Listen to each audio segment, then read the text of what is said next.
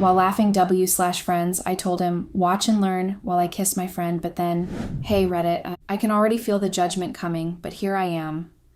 I guess you could call this my confession post because honestly, I don't even know what I was thinking. I'm a mess right now. I've taken him for granted. And now I'm terrified that I might have ruined everything. I know I messed up, and I know I don't deserve sympathy for what I did. But if sharing this helps me understand how to fix things, or even just gives me the courage to try, then maybe it's worth it. I don't want to lose my marriage. I didn't realize what I had until it all started slipping through my fingers, and now I regret it more than I can put into words. I don't want to lose my husband. My name is Aaliyah, I'm 32, and my husband's name is Mac. He's also 32. We've been married for 3 years, and for the most part, our relationship has been wonderful. Mac is an amazing person, kind, thoughtful, and steady in ways that I'm not. Together, we've built a life that, until recently, I thought was solid. We've had our ups and downs, sure, but who doesn't? Mac is an amazing person, as I've already mentioned. He really is. He's everything I could ever ask for in a partner, kind, loving, and always there when I need him. But there's been one issue in our relationship that I can't shake, and it's something I've struggled to figure out how to deal with. That issue, intimacy. I feel like this is where I'm going to get the most judgment, but I'm just going to say it. The intimacy between Mac and I isn't exactly the way I want it. Now don't get me wrong. I'm not saying Mac is bad in bed. He's not. He's actually really sweet and thoughtful, but his softness and calmness, which are amazing qualities in every other aspect of our life, sort of extend into the bedroom. And that's where the problem lies. I'm a person who likes things a little more intense, rough even. I don't mean to sound crass, but I like my sex hard, passionate, raw. I want to feel like there's a spark, an edge to it, something that makes it feel alive and not just like a routine. It's not that Mac isn't trying. He is. But he just doesn't seem to know how to deliver what I crave.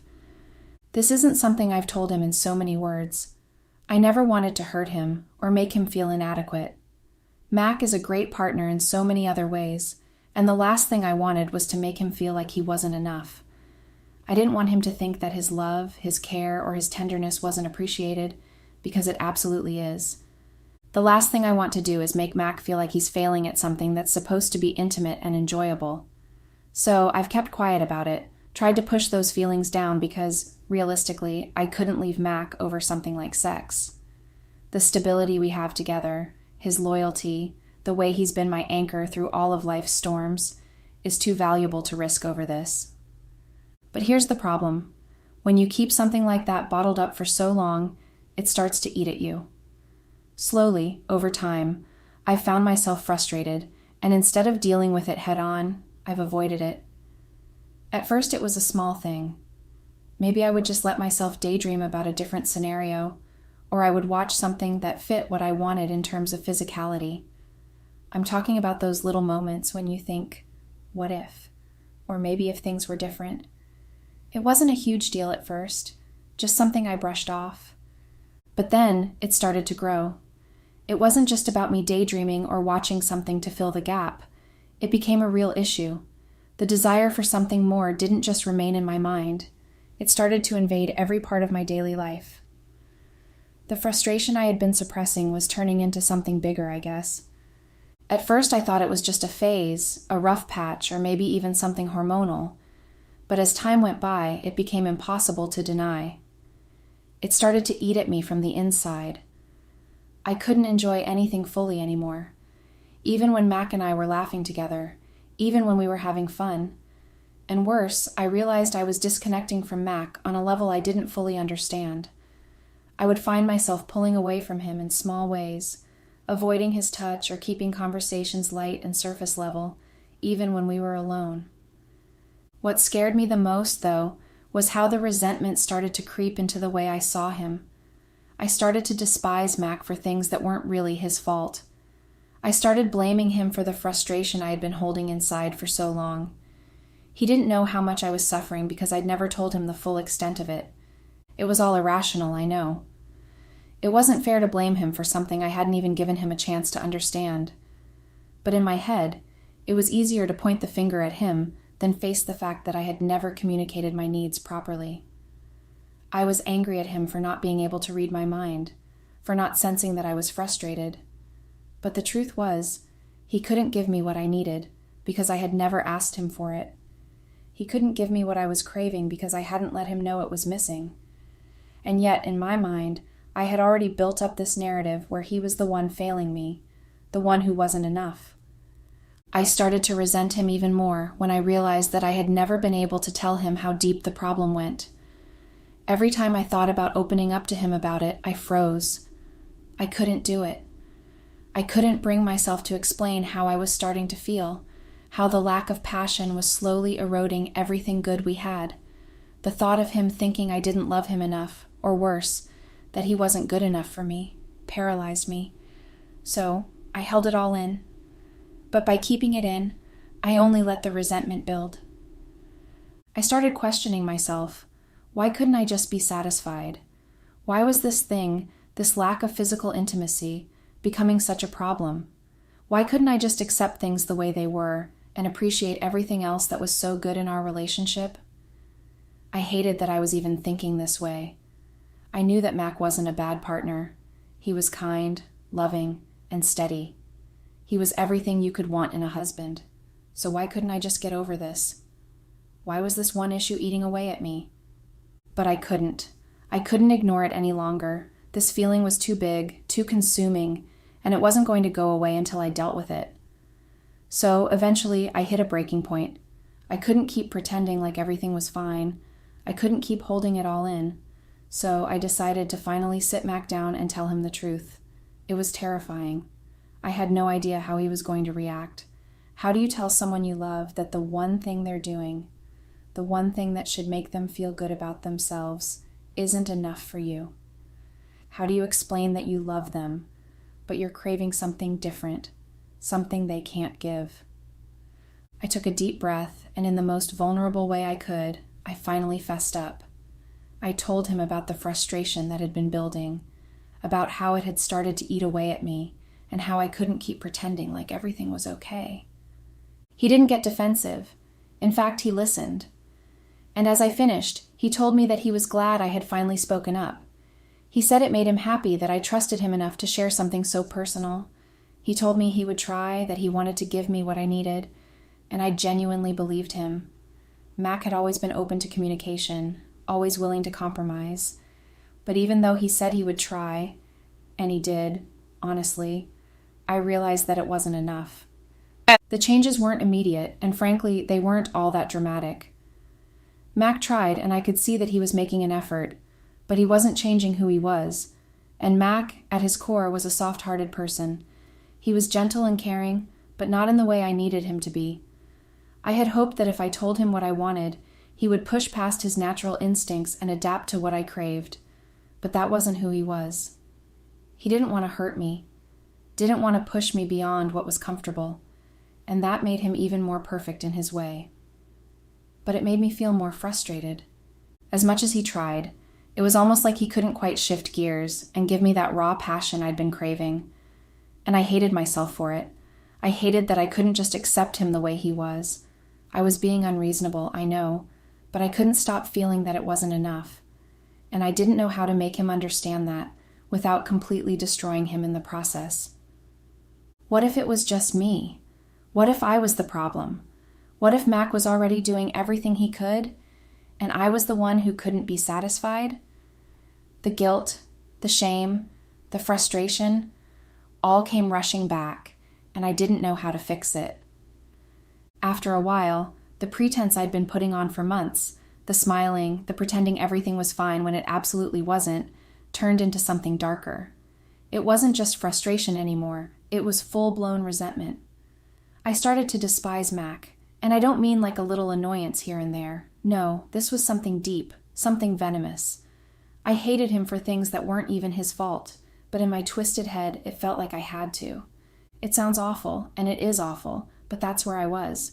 I couldn't stand how soft he was, how gentle he was in every damn thing he did. I hated the way he'd kiss me so tenderly, like I was some fragile thing that needed to be handled with care. I hated how he tried to comfort me when I was upset, as though his words or his hugs could somehow fix something that had nothing to do with him. I hated how much he cared, and the worst part was, I hated him for loving me the way he did, because it felt like I didn't even deserve it anymore. I started mocking him, ridiculing him for the smallest things, the way he'd try to be sweet in the kitchen, making us dinner, thinking that would make me smile. It was pathetic. I'd make these sarcastic comments just to make him feel small. I'd laugh in his face when he'd try to touch me or kiss me, saying things like, "Seriously, that's all you've got?" Or, "You really think that's going to work on me?" It felt so good to tear him down, to make him feel less than. In some twisted way, it gave me the power back that I had lost when I started resenting him. I told myself it wasn't really my fault. He wasn't giving me what I needed, so why should I have to be the one to change? Why should I have to make sacrifices? He was the one falling short, not me. And every time I made him feel like he wasn't enough, I felt more justified. Because let's be honest, I was the one who deserved better. I was the one who had needs, who had desires, who had a right to be fulfilled. I started fantasizing about what it would be like to be with someone else, someone who could give me exactly what I wanted, someone who would demand more from me, someone who would take control and make me feel wanted in a way Mac never could. And as I mocked Mac, as I tore him down, I felt that power surge in me. For once, I wasn't the weak one. For once, I wasn't the one begging for something more, for something real. But deep down, I knew I was being selfish. I knew this wasn't fair to him, but that didn't stop me, because in my head, I was the one who mattered. It didn't matter that Mac was trying his best. It didn't matter that he was a good husband, that he loved me, that he would do anything for me. I didn't care about any of that. All I cared about was me, my needs, my desires, my happiness. Mac was just a means to an end. He was the man I'd settled for, the man I'd married because it was comfortable. I had built up this entire narrative in my head, this story where I was the victim and he was the villain. He was the one who couldn't measure up, who couldn't give me what I needed, who couldn't satisfy me in every way that mattered. And instead of dealing with the real issue, that I couldn't communicate what I wanted, I just piled more guilt and blame on him. I hated him for not being enough. I hated him for being exactly who he was, too good, too kind, too soft. And in the process, I was destroying everything I had with him. I started telling my friends all the little things that bugged me about Mac. I didn't just vent to them. Oh no, I was practically making him the punchline of every joke. I go on and on about how he was such a loser, how he couldn't even get something as simple as intimacy right. And of course, my friends ate it up. They'd laugh, make their own snide remarks, and before long, we were all just ganging up on him, tearing him down bit by bit. It didn't feel wrong at first. After all, they were my friends, right? They were supposed to back me up. But looking back now, I can see how ugly it was. I was turning Mac into a joke in front of the people closest to me, and no one even cared. Mac never really reacted. He stayed quiet, as he always did. He didn't defend himself, didn't say anything to try and stop me. I liked that. It gave me more ammo, more fuel to keep talking. I convinced myself that he didn't care enough to speak up, so why should I stop? It felt empowering, in a twisted way. But that night, something changed. We'd gone to the bar, my friends and I, just to hang out and laugh. And of course, Mac was the center of most of the jokes. I think I pushed it a bit more than usual, though. I was buzzing from the alcohol, the attention, the feeling of control. As we were joking around, I decided to take it to the next level. I kissed my male friend right there in front of him. Not just a peck, but a real kiss, something that would really get his attention. I looked at Mac as I did it and said, "Watch and learn, baby." I didn't expect much of a reaction. He never did react to any of my little jabs or provocations. But this time, there was something different in his eyes. He stood up, his face flushed, and without saying a word, he walked out of the bar. I was shocked. What the hell? This was exactly what I had wanted, right? To make him jealous, to show him that I didn't need him, that I could have someone else. But the way he walked away, without saying anything, it felt unexpected. It was like he just didn't care anymore, and I didn't know how to handle that. I tried to go after him. I rushed out the door, tried to call after him and get him to come back. But he just shoved me off, gently but firmly, and kept walking to the car. He didn't even turn around to look at me. I stood there for a second, completely dumbfounded. Then I realized, shit, he was supposed to cover the whole bill. Every time we went out, Mac always paid. Always. I always insisted he be the one to pay since he was well off, and I liked showing off in front of my friends about it. But now, here I was, alone with a bunch of friends, no husband to pay for the drinks, and no way to handle the situation. I rushed back inside and tried to pay using our joint account, figuring that maybe I could just settle things myself. But when I went to withdraw the money, I saw that it was all gone. All of it. Every single cent. My heart sank. What the hell? When had he taken the money? How could he have done that so quickly? I tried calling him, panicking, my hands were shaking. But he didn't pick up. I called over and over, but nothing. My friends were getting impatient. They could tell something was off, and honestly, they were pissed. They weren't happy about having to split the bill. Finally, they all reluctantly chipped in to cover the costs. But the mood was totally ruined. I couldn't enjoy myself anymore. All I could think about was Mac and why he had done that. Why had he just walked out? Why had he taken the money? I stayed at the bar for a while, but I wasn't even really there. My mind was with Mac, wondering if I'd pushed him too far, if this was the end of everything. But at the same time, a part of me didn't really care. I mean, was he really that important? I'd been fine without him for the night, right? Something had changed, but I was too stubborn, too wrapped up in my own anger to fully process what it meant. When I got home, my stomach dropped as soon as I saw my things piled up outside the door. It hit me like a punch to the gut. My clothes, my shoes, my bags, all scattered on the front lawn like they didn't even matter. The door was locked, the pin changed, and I was standing there, feeling like the world was crashing down around me. It wasn't real. It couldn't be. I stood there for a minute, frozen, staring at the pile of my belongings. My mind was racing. I couldn't comprehend what was happening. Why would Mac do this? Why would he kick me out like this? This wasn't supposed to happen. I wasn't ready for this. I panicked. I dialed his number 1,000,000 times over and over, watching the phone ring and ring with no response. I left messages, texted him. Hell, I even begged him to answer, to talk to me, to tell me what was going on. But nothing. Not a single word from him. It was like he had completely disappeared from my life. I couldn't take it. I was desperate, erratic, my emotions spiraling. What had I done? What was I thinking? All those jokes, that kiss, everything. It all felt like it happened in a fog. And now here I was, outside, with nothing but my scattered belongings and an empty, locked house, staring back at me. It was like I had pushed him too far, and now I was paying for it. I had to do something. I wasn't just going to stand there and beg outside his door, but the panic kept creeping in, eating at me. I had nowhere else to go. No friends who would take me in, no safe space, no one who could give me any sense of comfort. So I did what I had to do. I gathered up my things, throwing whatever I could into bags, making sure I didn't leave anything behind. It wasn't dignified, but I didn't care. I didn't even know what I cared about anymore. I managed to call a damn cab. I was an emotional wreck. I couldn't stop the thoughts, the nagging voice in the back of my head, telling me how wrong I was. I finally showed up at my parents' house, looking like a complete mess. My mother let me in, eyes wide with concern, but I could barely look at her. I was ashamed. I had never felt so low. It's been 2 weeks now, and I still can't shake the feeling that I've ruined everything.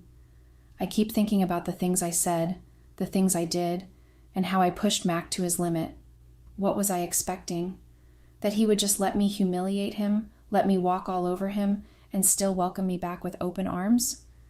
I was so consumed with my own frustration and selfish desires that I didn't even stop to think about him, about how he might feel. I want to fix this, I truly do, but Mac won't talk to me. I've tried reaching out, sending messages, calling, even writing him emails, but he won't budge. It's like I've completely lost him. I'm desperate. I don't know how to make it right. Every time I think about him, I feel this overwhelming guilt. I want to apologize, to take back everything I did, but I know I can't, and I don't even know if it's too late. I've never felt so small in my life. I'm erratic, out of control. I don't know what to do, but all I can think about is Mac. I need him. I know that now. more than ever, but I don't know if he'll ever give me the chance to make things right. Update. Hello, Reddit. I knew when I first posted here that I was going to get bashed, and honestly, I deserve it. I get that. But still, I'll admit, I was hoping for a little more kindness, you know? Maybe a little less judgment, but whatever. This is the internet, and you can't control what people say. So I'm here again, hoping to update you all, even though it's not the kind of update I wanted to give. Getting my story off my chest when I posted last time, well, it did make me feel a little better. At least I had somewhere to vent, even if I got judged pretty hard for it. But I guess I brought that on myself. So, regarding updates, I really wish I had more to tell you, but it's been a tough couple of weeks. My husband Mac, he's set on getting a divorce. I reached out to him after a lot of soul searching and begging. He finally agreed to meet, and we did. I thought maybe we'd talk things through.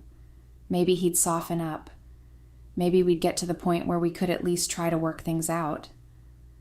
But no, he wasn't interested in pleasantries, and he didn't waste any time.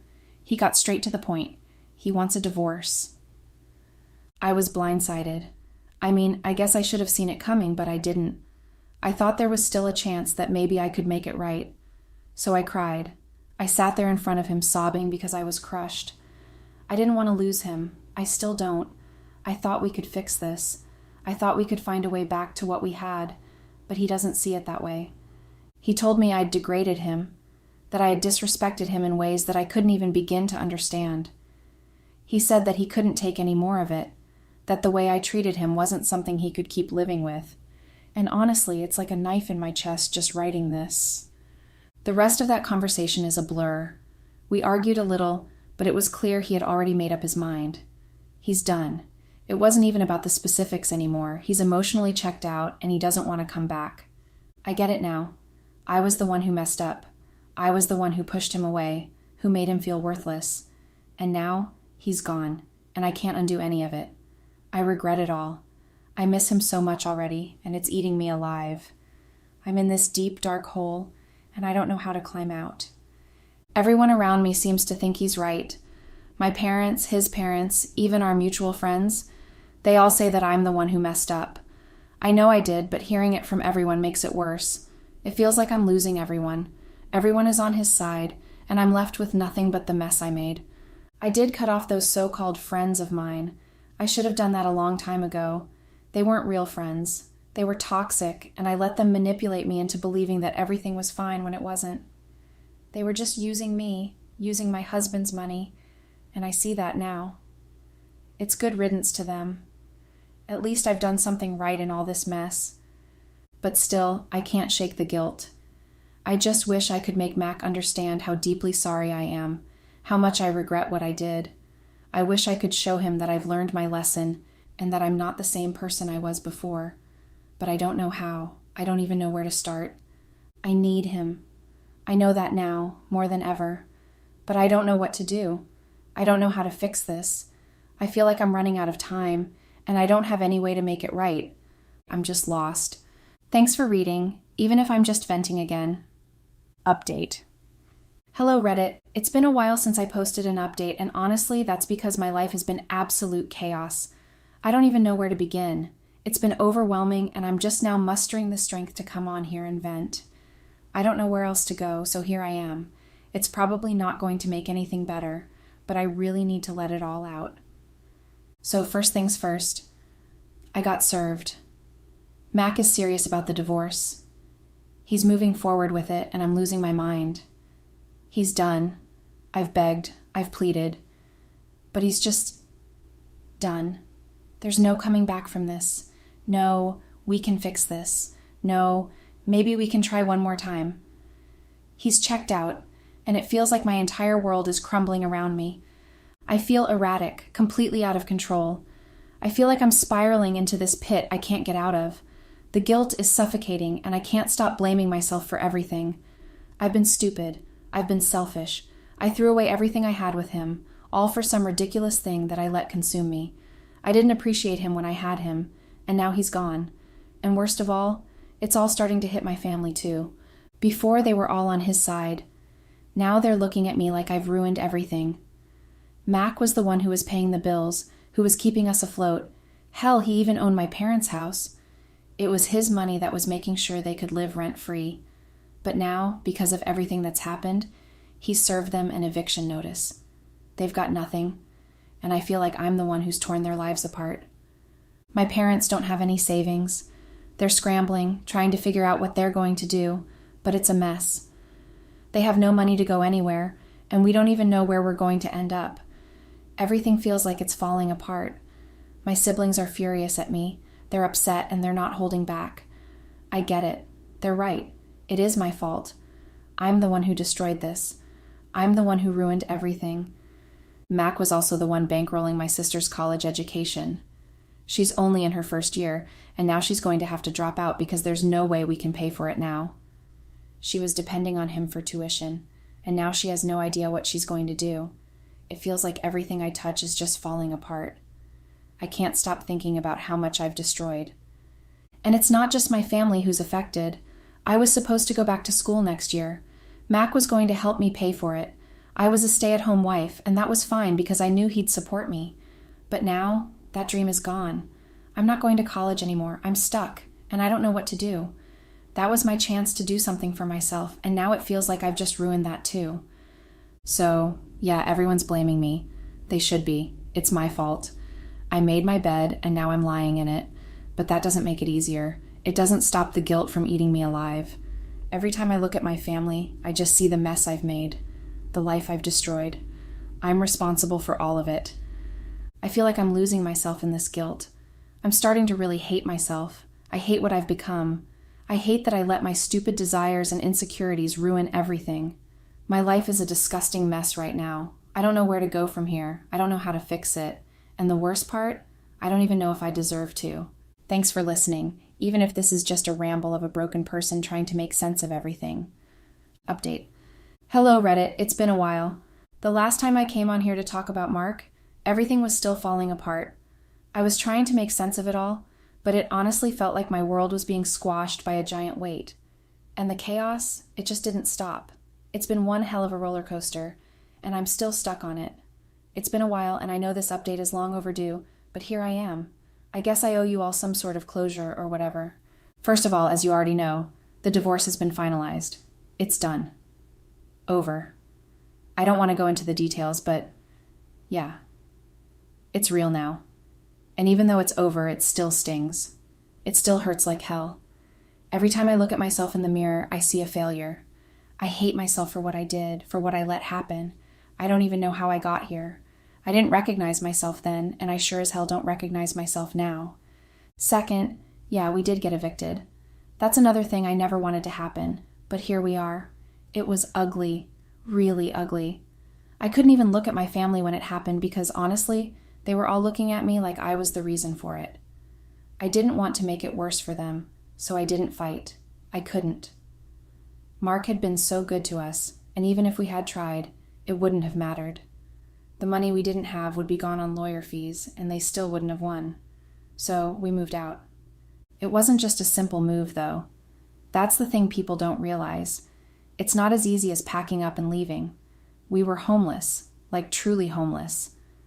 Some of my siblings had to go stay with distant relatives who could barely take them in, and my parents, well, they were couch surfing. And me, I was right there with them, couch surfing too. Sometimes I was just on the streets. It felt like a bad dream that I couldn't wake up from. We were literally all split up because we didn't have anywhere to go, no place to turn to, no one to help. It was a nightmare. And we still don't know where we're going to go next. But things seem to be looking up for my brother. He's been talking about renting an apartment, and honestly, I'm praying it pulls through. He's even going for a job interview soon, and I really hope it works out. If he can get that job, he can afford the apartment. We all need something stable. I can't keep living this way, on the edge, waiting for the next disaster to hit. I'm so tired of it. As for me, well, I'm still jobless. I've been looking for something, anything. I did try to get a job, I really did, but I messed that up too. I got caught stealing a few weeks ago and got fired. It's pathetic, I know. I can't believe I let myself fall this far. If you had told me a year ago that I'd be in this position, homeless, stealing, completely falling apart, I wouldn't have believed you. I would have thought you were mocking me, but here I am, a thief, a failure. It's disgusting. Honestly, I feel lucky that I'm not in jail. Sometimes I wonder if I deserve to be. I hate myself for what I've become. I'm such a mess. I can't even look at myself anymore without feeling disgusted. This is not who I was supposed to be. I didn't even go to college. I have no degree, no real experience, nothing. So my options are limited. I've been trying to find jobs that offer room and board, but those are like unicorns. They're so hard to find, and the competition is unreal. I even had to sell my phone at one point just to get by. I've only just gotten a new one, and it doesn't even feel like a victory. It's just another thing I've had to scrape together. So yeah, that's my update, the grand-ass update that everyone's been waiting for. And honestly, it's not exciting, it's not dramatic, and it sure as hell isn't entertaining. I'm not here with some wild story to tell. I'm not going to spice it up with crazy antics. I wish I could, I really do. But life isn't like that. It's not this magical, life-changing series of events. It's just been one long, dragged-out mess, and I'm stuck in it. I still miss him. Every damn day. I regret everything. And I know I can never undo what I've done. I made this life for myself, and I can't change it now. It's all on me. Every mistake, every bad choice, every bit of this hell. It's mine. No one else's. It's all my fault. So, yeah, that's where I'm at. And I hate it. I hate myself. I'm just trying to survive now, trying to hold on even though it feels like I'm slipping further and further away. I just hope I can find a way out. My girlfriend cheated on me with my boss, and instead of feeling remorseful over the whole ordeal, she blamed it on my inability to make something for myself. Can you guys imagine? She tried to gaslight me. Well, she had always done that. Blamed me for everything that affected us. I should have seen that as a red flag. Most people saw that as a red flag. But maybe I always thought she would change the it was coming from a good place in her heart. Stupid, right? Yeah, that's what I was when I found out that she was sneaking around with my boss. Like you can imagine the look on my face at that very moment. The girl I had put my soul and heart into pleasing, and the man I looked up to and was trying to be like having an affair together. I was stupefied, trying to find my anger somewhere. I wanted it so badly, the anger, but all I could be was shocked. Still shocked as I write down this experience. I guess I should have suspected when she began comparing every single thing I did to my boss. Everything I was not to him. Even outside in public spaces, she found it funny to make the center of the joke in front of our friends. It was demeaning, and my friends thought so too, whenever we communicated on the group chat. They just couldn't say it in front of her because they didn't want to disrespect me.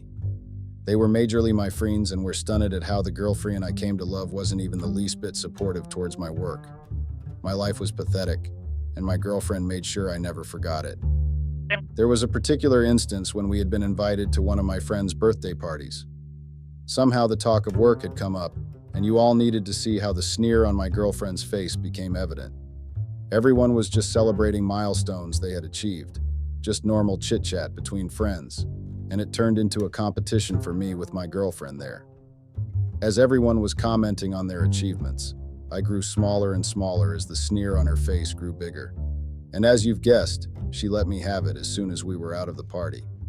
She had already been dropping some side comments at the party, but the full force of her blunt remarks came to play once we got home. The comparison never stopped, and my friends began to question if there was something going on that I wasn't aware of. Most of them were sold on the idea that my girlfriend's love for my boss wasn't ordinary, and that something could be going on. But foolish old me dismissed their thoughts.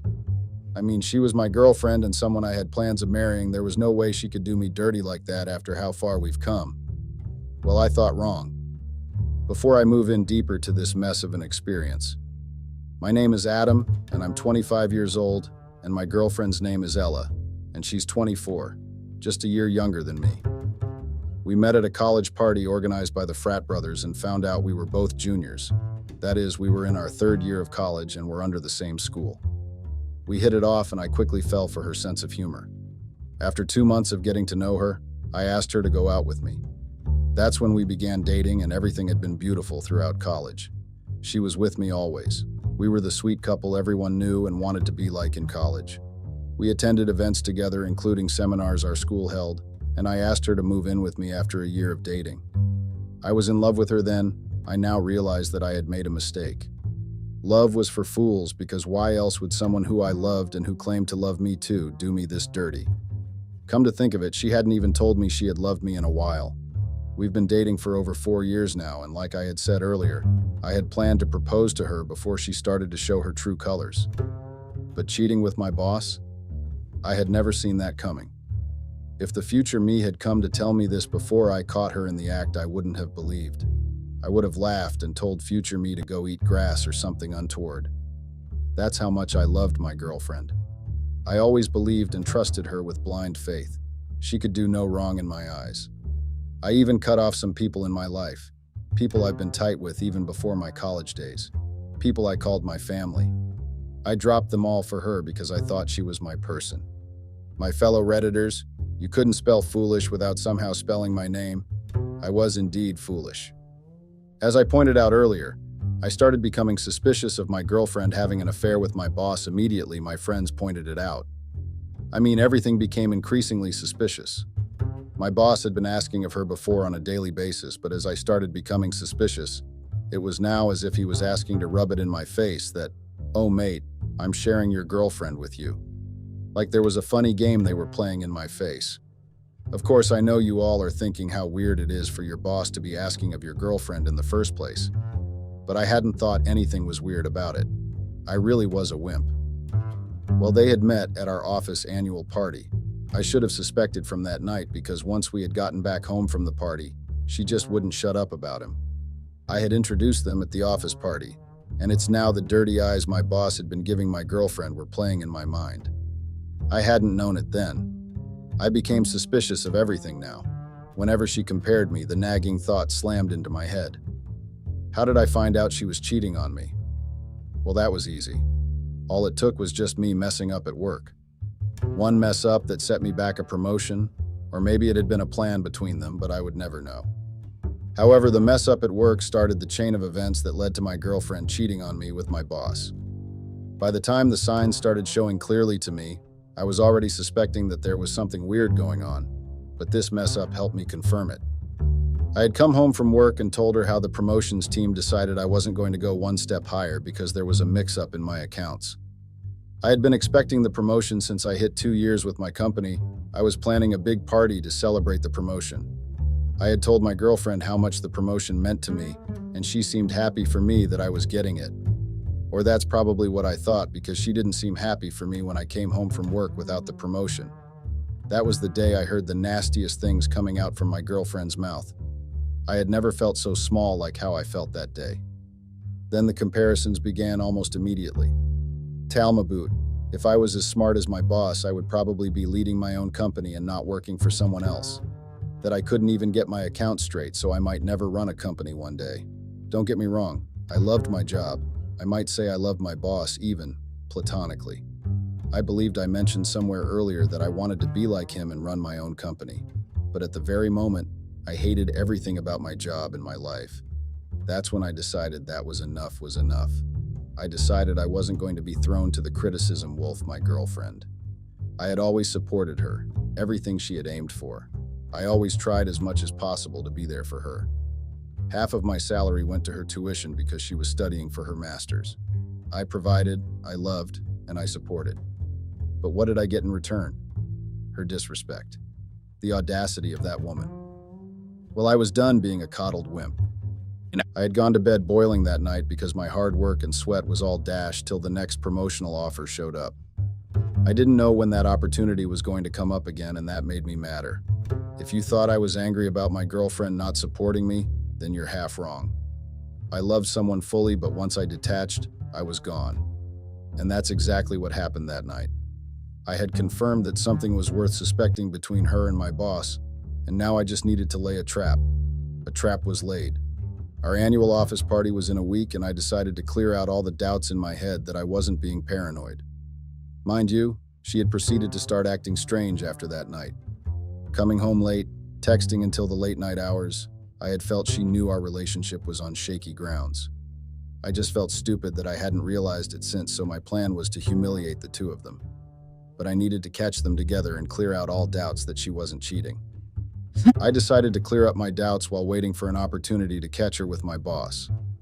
I planned a day of pampering to celebrate her getting her master's degree. Just a simple day of shopping and then dinner that night. There was this YSL store where my boss always shopped for his outfits, and with our annual office party coming up, I planned that by some stroke of luck he'll show up. Guess what? He did. He showed up while we were mid-shopping. My girl was in the changing room trying on an outfit, and my boss just popped up staring down at me with a smirk. My girlfriend used the opportunity to come out from the changing room with her new dress on, and my fellow Redditors, you all needed to be there to witness the way their eyes didn't leave each other.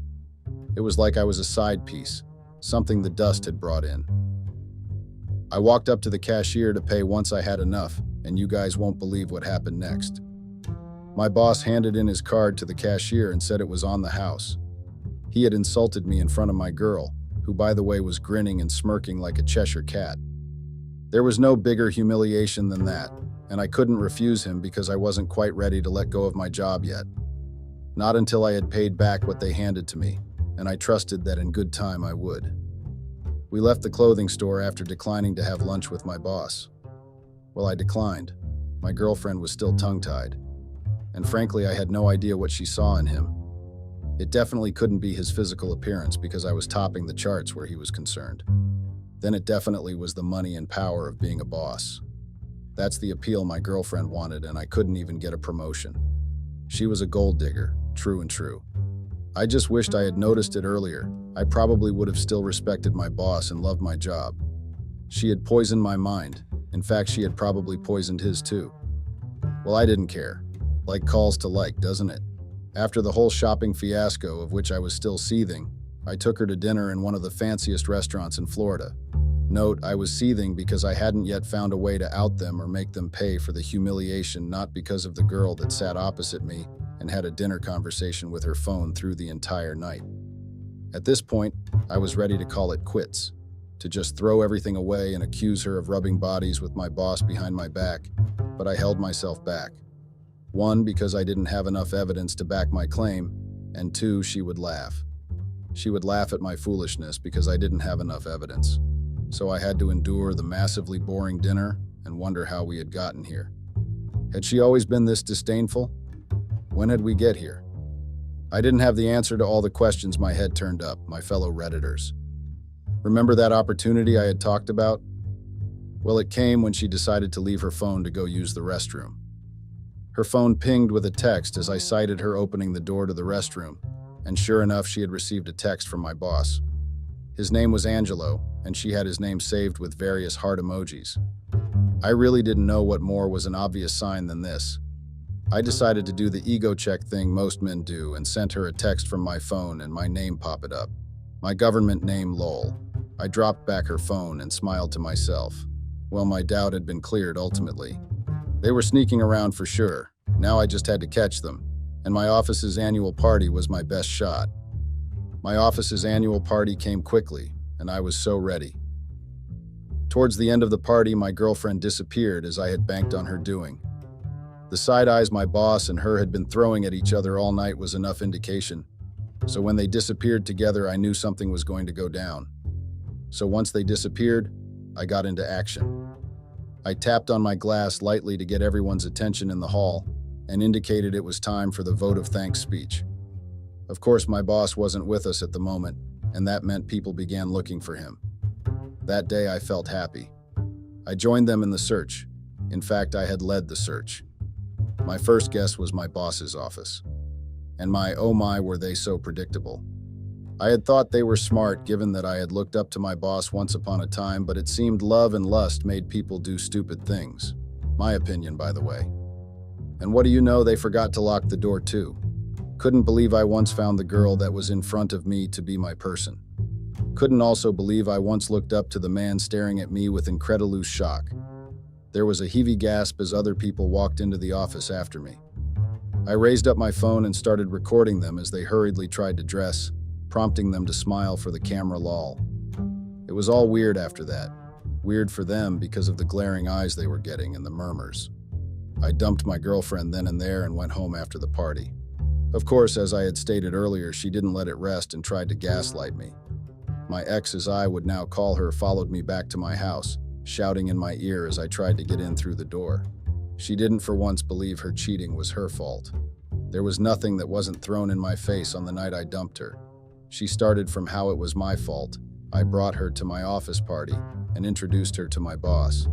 She continued with, if I'd had at least some semblance of power, she wouldn't have been attracted to my boss in the first place. Unable to bear any of her guilt tripping, I helped her pack and threw her things outside. Can you imagine the little witch thought I was gullible to fall for her gaslighting and manipulation? Because that's what she switched to when she realized I was being serious about kicking her out.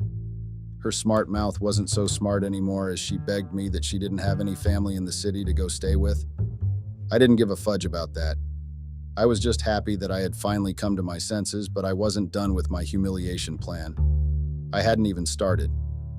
My ex continued begging that night, and I told her to go and meet the man she had let share her bed, then shut the door in her face. That was oddly satisfying, my fellow Redditors. The look on her face as I slammed it into her face, but it wasn't enough for my hurt ego. The next morning, I walked into the office to discover I had been fired. I laughed through the morning. It seemed my ex had taken my advice and ratted me out to him. Well, I didn't leave without giving my boss what I thought of him. And a stroke of luck was on my side that morning as I discovered my boss was in some kind of meeting with people termed the higher-ups. Like my boss wasn't the only one that called the shots in how the office was run. He answered to people above him. Nothing else could have made my day at the time than discovering the power my ex found appealing was momentary, and I was going to strip him of that little power. My fellow Redditors, revenge is a dish best served cold, right? I don't agree with that saying. It's best served hot, in my opinion. I waited until the meeting was finished and angled my laptop on the receptionist's desk so it faced the door where their meeting was held. Yes, that's right. I had done that so the higher-ups could see what the person they put in charge was using his office to do. They came out one by one, and their eyes immediately went to the video playing on the laptop, and their mouths formed grim lines. According to company laws, my boss wasn't going to be fired, but he was definitely going to get a query and maybe even a demotion. I left and put them behind me even though my revenge hadn't been completely served, but I knew an opportunity was going to present itself. And it did 1 year later. I started working with the rival of my previous company as one of their financial advisors. There I was appreciated and had somehow almost merrily forgotten about the ordeal with my ex and my former boss. Well, almost being the key word here, until my ex showed up in my office. If you're wondering if I had seen that coming, trust me when I say I had not. Sure, my plan was to go rub it into her face when I had finally gotten successful. Show her what she had left instead of supporting. Show her what she had missed. But having her come to me? Epic stuff. She needed advice on a financial venture she wanted to embark on, and she had heard I was supposedly the best at the moment. Those were the words she had used. I know you guys would think this was my moment to shut her down and eat into her. No, it wasn't my moment yet as much as I had wanted it to be. I offered her my advice on what she wanted to know and she left. But it seemed she was so delusional that she thought I had fallen for her once. That meant I could still fall for her again. My ex became a leech using financial advices as a cover-up. Can you imagine the witch? Did she think I was her puppet? I know once again that you guys would have expected me to shut her down surely this time, but I kept up the charade.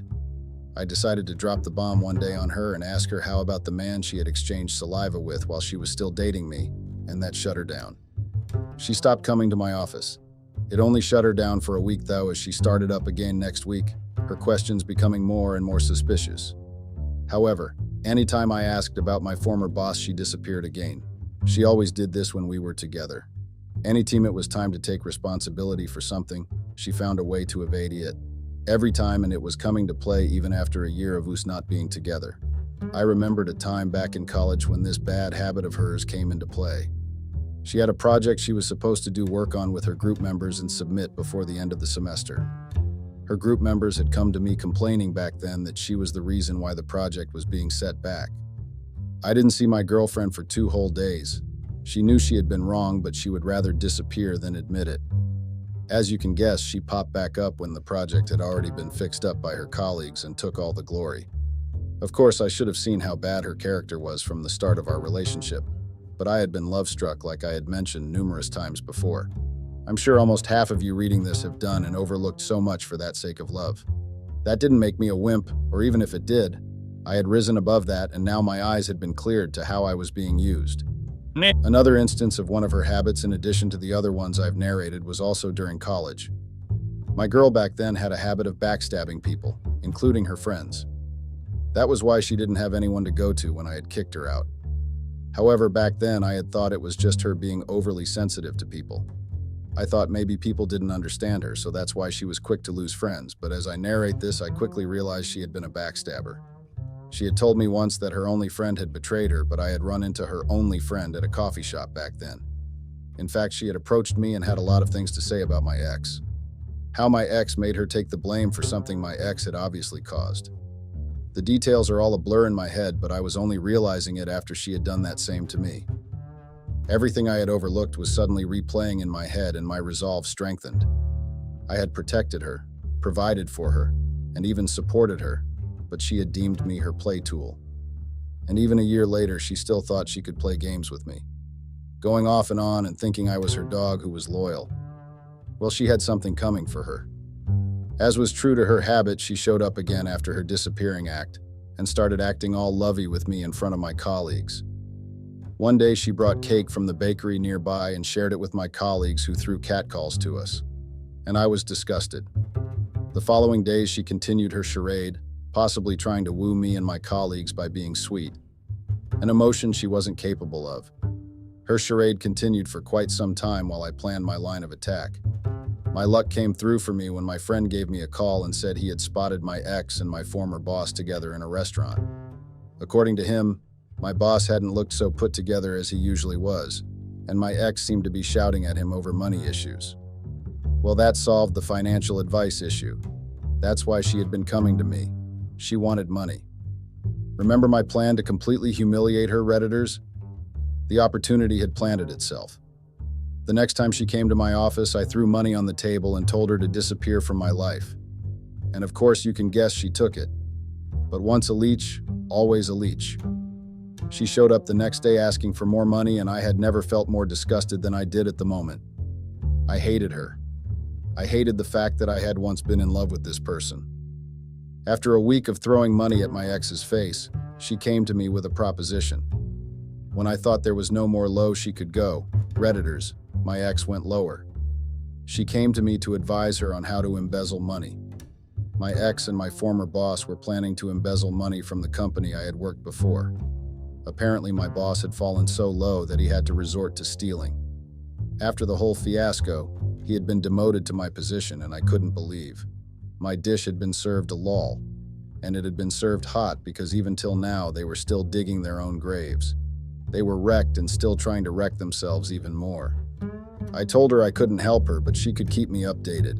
I could use the updates to set them up with the police and the IRS, and I did. Over time, she kept updating me of the progress and telling me how they planned to transfer the money to an unregistered account under her grandmother's name. She was so stupid and blabbed a lot about her progress, like as if she was looking down on me. She, the smart one, and the one who was able to run an embezzlement fraud, and me, the dog who she thought was loyal to her. What she didn't know was that she was setting up her trap because I was recording everything she was saying, making sure I don't implicate myself. After 2 weeks of our conversation, my ex barged into my office with a Birkin bag on her arm and looking all glammed up. She came by to gloat that her first heist had gone successfully, and an opportunist would always be one. It seemed she was planning on running another heist. I was ever ready to listen to her plans, biding my time for karma to catch up. I was a very patient man. However, I was a patient man with revenge on my mind. It seemed her second heist hadn't gone as well because she came back to my office and looked like she was in trouble. She ranted that people were after her and poking into her bank accounts and private informations. I had made that anonymous tip to the IRS that there was an illegal sum of money entering an unregistered account. But that didn't seem to deter her. I doubt you guys could have guessed what she wanted to do next. Plan another fraud? Nope. My money-blinded ex decided to throw a party. I wasn't even surprised because finally I knew what she was. Her character shone through at that very moment. I guess it had always shown through since, but like I said, my eyes were now clearly open. And I knew if let free, she would turn another man into her victim if she didn't learn her lesson. I pitied my boss even because he was under the same trap I had been, doing her will because he wanted to please her. I knew what that was like. He had probably been misled to believe she was this sweet soul like I had been. I was sure in his eyes she could do no wrong. Well, I hoped he realized soon. I was once like him. Or maybe the two of them deserved each other. A pair of bad habits and vile behaviors was what they were. Well, my ex invited me to the party, to rub the success of their relationship in my face, of course. But she didn't know what was coming for her. I know you all would be wondering what's wrong with me and why I was this calm with someone who had done me dirty with my boss. Why was I this calm, you may be wondering. That's because I felt pity for them. And of course, I would never miss a party celebrating the downfall of people who had done me bad. They just didn't know their party was going to take a terrible turn, and I wanted to be there for the ride. In the spirit of serving revenge, I made another anonymous call to the IRS again, and this time submitted all our recorded conversation as evidence. I got to their condo to find the party well on the way, flashy lights and everything that screamed, "I just got rich and I want to throw my money around." A very predictable behavior. I kept to myself, biding my time for the real entertainment to start. It didn't take long for it to start, though, as my ex began to give her speech of how she had come from nothing. Lol, the irony. I knew that she had meant that to be a smack on my face. The police badged in at that moment and demanded for who went by my ex's name. And of course her guest wasted no time in pointing to her. As the police took her and my former boss out, I raised my glass to her in salute. My part had been done. My fellow Redditors, you know what they say about those who rose so fast to success that they didn't merit. They tended to drag everyone around them down when they were going down themselves. That's what my ex tried to do. Anytime I thought I was finally rid of her, the leech found some way to make me a part of her problem. I couldn't stop questioning how I had gotten tangled up with her in the first place. What had I seen in her? Was I really lacking in love that I had fallen for that walking red flag? I had never truly even known her. We had dated for 4 years, but as her character came forth after our breakup, I started questioning my sanity. I hadn't known anything about her. Even the little I knew had been enough to turn present day me the other direction. So why had I stuck with her? I refused to believe I was that gullible, my fellow Redditors. But there was nothing else that could explain why. I know all these seem like a stuff for the books, but it happened to me. I didn't even know what to term it. It was just so surreal. But I came out of it. I was called to the police station because my ex had named me as one of the accomplices in helping her embezzle the funds. According to her, my former boss was the one who came up with the plan, and I provided insight on how to go about it while she was just roped into it through blackmail. Can you believe that? Blackmail? Her claim was that I had blackmailed her into doing my bidding. Apparently, the blackmail material I had was the video of them cheating together, and that I had planned on submitting it to her university to get her fired, so she had no option but to go along with her plans. But the problem with people who were panicking and new to crime? They made mistakes and didn't cover their tracks. It was very easy to clear my name as I didn't have anything to do with the fraud in the first place. I revealed I was the one that made the anonymous tip and played the recording of her making her plans for the police. My fellow Redditors, you needed to witness the shock on her face. It was epic, the start of her downfall. Then, given her character, she switched her story immediately. It was my former boss that had made her do it. She confessed she loved him and wanted to do anything to please him, so it was a given that she followed him to partake in the fraud. When she saw the police wasn't buying her story, my ex became bitter and began ratting out terrible things in front of everyone, one to my former boss. A leopard could never hide its spots. Like I said, what I felt for my former boss was pity, as he was now on the receiving end, just like I had been once upon time. Guilt tripped and blamed instead of being supported because they had planned it both together. Well, the police let me go after a round of investigations that cleared my name up and I was free to go. My ex, however, had burst into a tantrum, crying and raising her voice to whoever would listen that she was innocent, even though the police had found the unregistered account in her grandmother's name. She was truly delusional. Well, long story short, my former boss got the major slap on the wrist while my ex was let off with a minor charge. I don't know how she manipulated her way out of that, but I'm more than glad that she was out of my life. I was very glad that she was out of my life. And unlike how she usually pops up out of nowhere, I don't think she was going to be coming anywhere near me for at least a long time. And if she does, the restriction order I had out for her would definitely be a stopping factor. My ex was finally well and truly dealt with. My fellow Redditors, I hope we've all learned from my experience because I know I learned a lot from my ex and my former boss. I wish what I had narrated above was a lore, but it had happened real life to me. You never know the true character of a person until you and the person are in a bad situation. That's when the person's true character shows. I had learned that the hard way. That's why I am narrating my experience on this platform. People who aren't usually your family only look out for themselves. The world we live in is harsh, and I hope no one gets to experience what I had in the hands of my ex. I wasn't coddled. I just overlooked a lot because I thought I had loved her once upon a time. Now I had learned. Well, until next time, Redditors, stay chilling.